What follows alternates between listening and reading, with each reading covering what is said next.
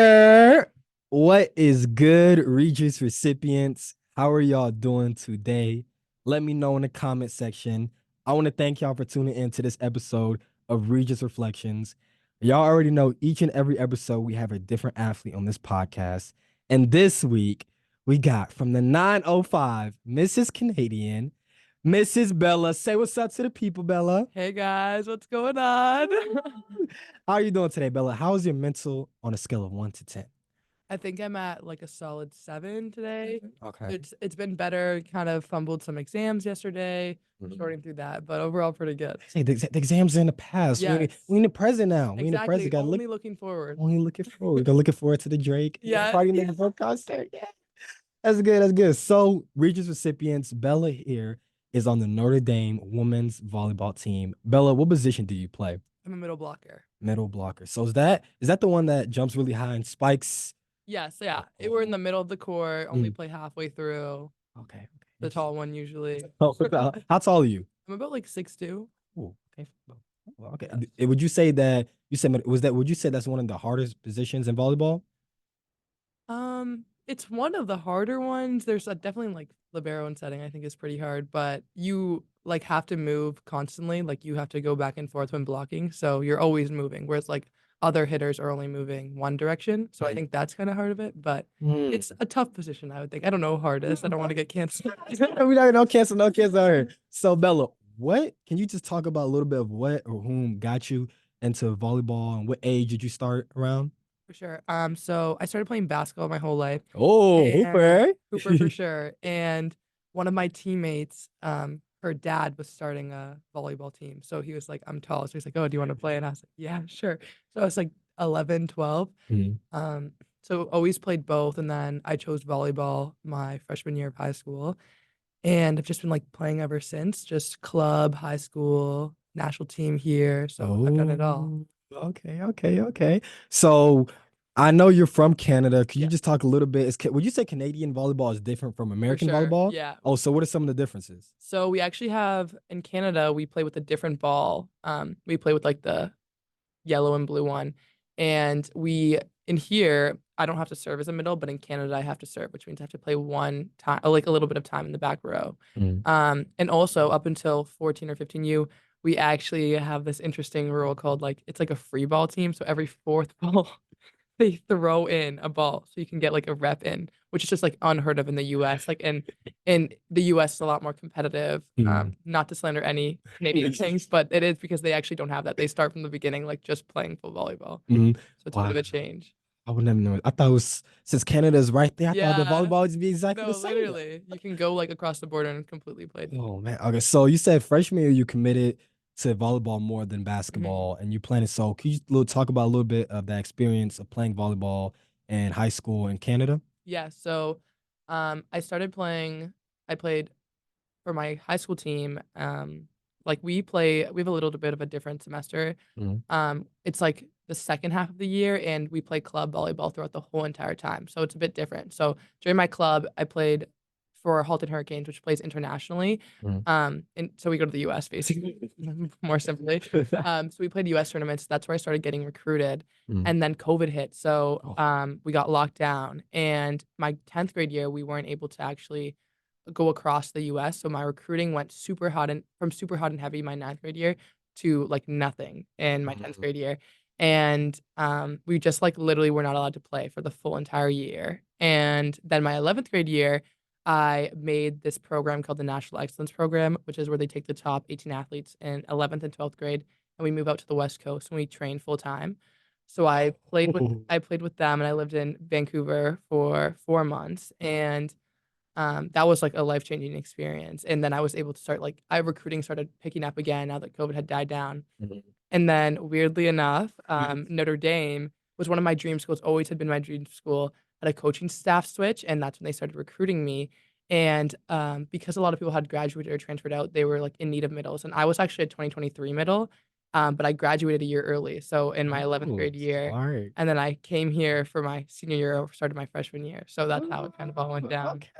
Okay. Oh, that's lit. That's lit. So you mentioned that you went and moved to Vancouver and that was life changing. How did that personally change your life in a sense? playing with them? So I billeted with a woman, which was awesome. So I stayed away from home. So I was kind of on my own, and like we bus to practice every single day, and it's like 9 to 4 and practice and lift, and then we're on online school. So I had to like learn how to do school by myself and actually do it, and not like diddy doddle, which I'm like prone to doing. And it just like gave me, especially because of the COVID, like a lot of all of like my athletes from my year are all kind of behind a little bit at that time because we hadn't had like the development we needed compared to other classes. Mhm. And with that like concentrated amount, I was able to like develop quickly and like get the skills so I could like follow my dreams and like play D1 volleyball. And Mm. also like that program, being identified for that program put me in to like the ability to make the U18 team, which went to Mexico, and I played in the world championship there, which was like world, like I completely changed my mindset on everything because you see all the kids internationally and what they're doing, like what you have to be like Mhm. to compete at that level. And it was just like I was like, wow, I have so much ways to go. It was really humbling, which was good. So seeing them, like seeing other people from around the world doing your sport, that kind of pushed you, would you say, in a For sense, sure. to Yeah. be better? Because like those we while we watched the Italian team, we played like Russia and Serbia, and we lost. And like they were incredible. Like I was like these girls are my age, like 1 year older max, and they're playing like something I could never do. So it really like opened my eyes, and I was like, I have to be that much better. I have to do all those extra reps to get to where I want to go. Wow. So playing for that U.S. team, would you say that was that a rather fun experience? Would you say playing and Yeah. traveling? So it was cool with the team. It was just like it was so interesting because the team was put together like a couple weeks before. It was from all these girls from all over Canada, so I hadn't met any of them besides one, Hmm. and we stayed in Durango, Mexico, Ooh. and it's like not the safest Oh. place to be in. And it was a blast though. We bonded so much, and it was just really cool. Like we did the event. The venues are really cool. It's like I can't even describe it, but they have a lot of fans. We played Mexico for our opening game, and Mexico won, and it was probably one of the coolest experiences because it was in Mexico, so they had all their home fans, Mhm. and I just was like, I could never imagine a life where I'd be playing in front of all these people. It was so cool. That's amazing. I feel like I could just see. I know what you're talking about. Just playing in the Mhm. home arena and everything like that. Was it fun? Just were you nervous in a sense, or? Yeah, it was so nerve-wracking, but in the same sense, like it kind of going forward, like nothing ever rattled me as much because I already had experienced it the first night. It was the most amount of people I've ever played in front of. And it was kind of like regardless of what you did, good or bad, everyone was just cheering because it's like a young, like we're U18, Yeah. so it definitely was nerve-wracking for sure. Wow, wow. So you play with the UA team, you played in high school, and now you're here at your dream school at the University of Notre Dame on the volleyball team. What was that transition like going from Canada and all that experience to now being here in South Bend, Yeah. Indiana, playing on the volleyball team here?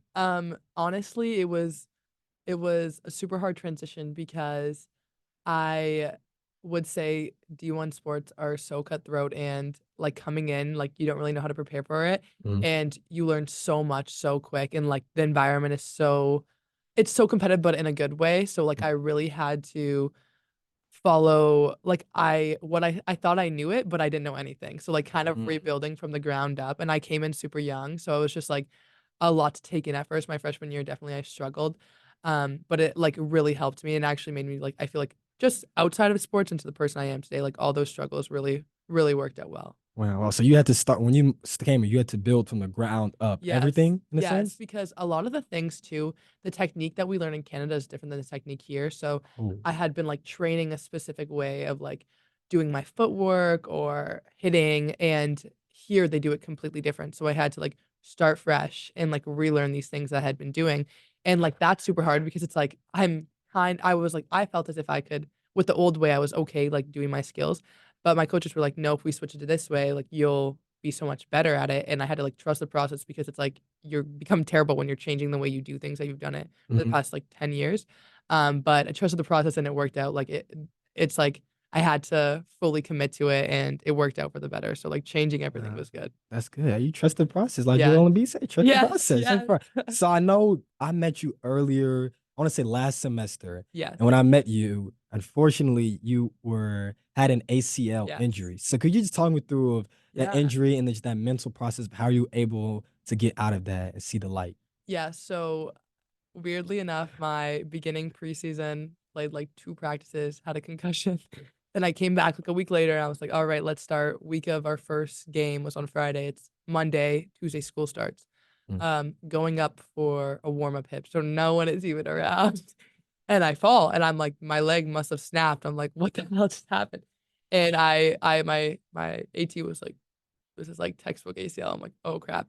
And I actually ended up doing my ACL, meniscus, and MCL, which is like unheard of.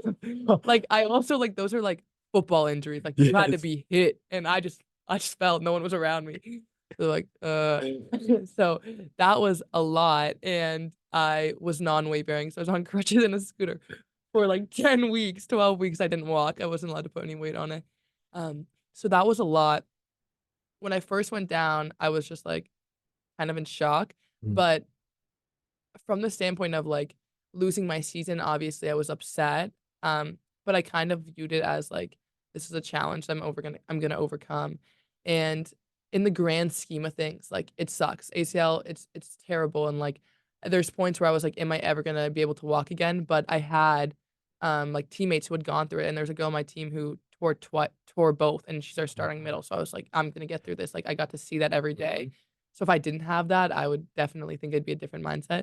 But like I try to take a step back from it and be like, yeah, this is terrible, but I'm alive, I'm well, like I'm gonna get through this. I have the supports to do it. And like I just thought about like I feel like there's so much worse that could have happened in the grand scheme of things and like the whole world. So I was like just taking a step out, looking at it from a 5 year back perspective, it kind of like changed my mindset. And I was like, I get to remind there every single day that I'll get through it. Like there's a girl in front of me who's done two Mm. and she's like kicking butt out there. So I was like, I can do it. So that was kind of where I was at. Wow. Wow. So unfortunately, your season was cut short, and I know you were on the bench watching the Yes. team from afar. So at any point during that season, were you just like, dang, like I trying to rush to get back out there, or just questioning, like, man, I wish I could help the team in a sense Mhm. at all? Were there any of those moments? Yeah, for sure. I think that like especially like on crutches. And then this is so strange, but I had an infection right after my surgery, which like took me out for another extra 2, 3 weeks.